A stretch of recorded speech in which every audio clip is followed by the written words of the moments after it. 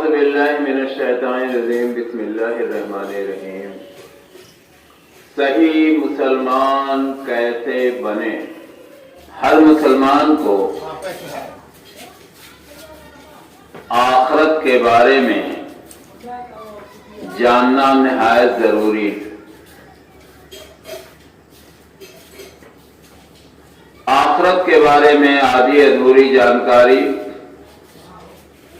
یا سردست نہ جاننا یہ انسان کی بہت بڑی لاپرواہی یا آپ دوسرے لفظوں میں بدقسمتی کہہ سکتے ہیں۔ ایک سوال عام طور پہ سب کے ذہن میں اٹھتا ہوگا کہ کون انسان کامیاب ہے؟ کامیاب کون ہے؟ عام طور پہ جو بتایا جاتا ہے،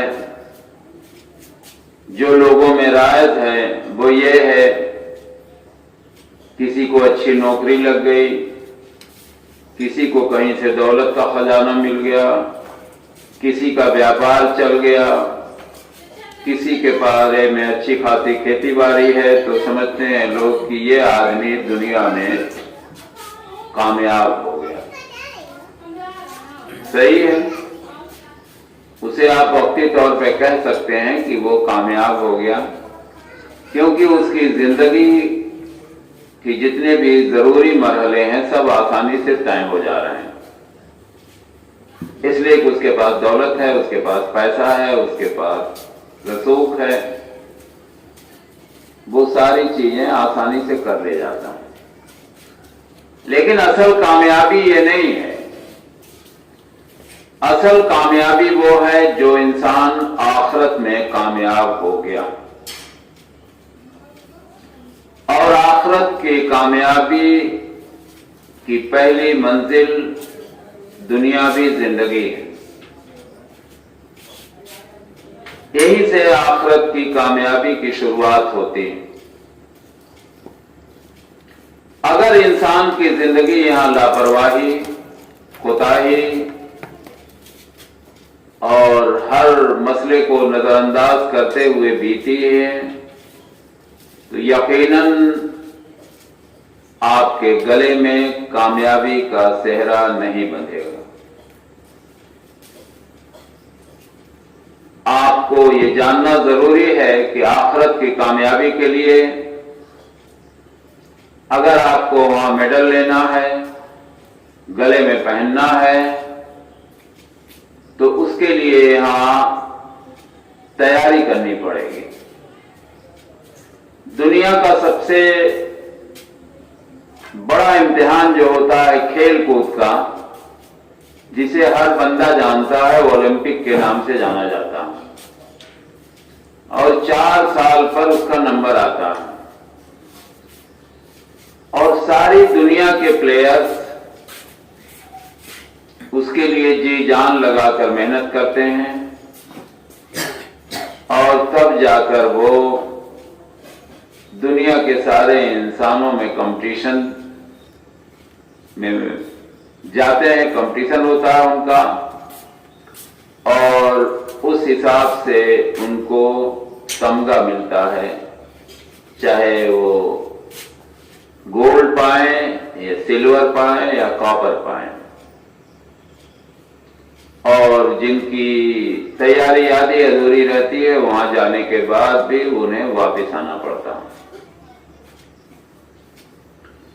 ایک دنیا کی چھوٹی سی کامیابی کے لیے کتنی محنت، کتنی جدوجہد کرنی پڑتی ہے، یہ آپ آسانی سے اس اولمپک کھیل کے پلیئر سے جان سکتے ہیں۔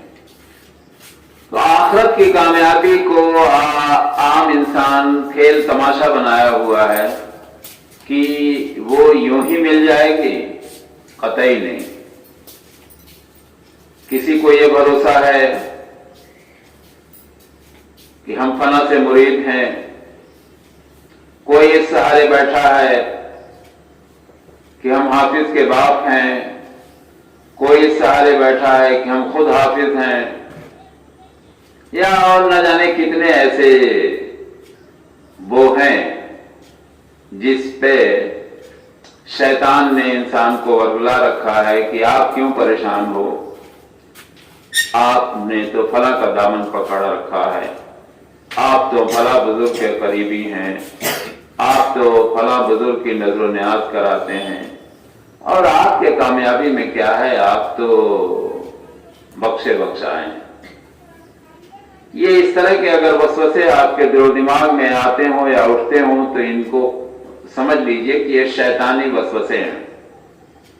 شیطان آپ کو چاہ رہا ہے، آپ کو ہم کو، کہ ہمیشہ یہ دھوکے میں ہی اپنی پوری زندگی بتا ڈالیں اور موت کے آغوش میں چلے جائیں، اور پھر ناکامی ہی ان کے گلے کا پٹا بنے۔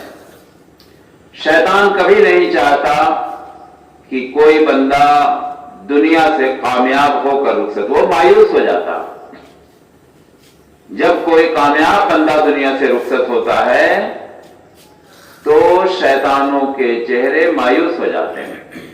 اب جو کوئی ناکام بندہ دنیا سے رخصت ہوتا ہے تو وہ سمجھتے ہیں ہم نے گولڈ میڈل جیت لیا، اس لیے کہ ان کا کام صرف اور صرف انسانوں کو بہکانا۔ تو ہمیں اس کے بارے میں سیریس ہونا پڑے گا کہ آخرت کی کامیابی کتنی بڑی کامیابی ہے، اور وہ جتنی بڑی کامیابی ہے اسی حساب سے ہم کو آپ کو محنت بھی کرنی پڑے گی۔ اس کو آپ آسانی سے نہ لیں، یہ بہت ہی کٹھن راستہ، لیکن مشکل ہے، ناممکن نہیں ہے۔ اور جو جنت، جو انعام رکھا ہے اللہ تبارک تعالیٰ نے،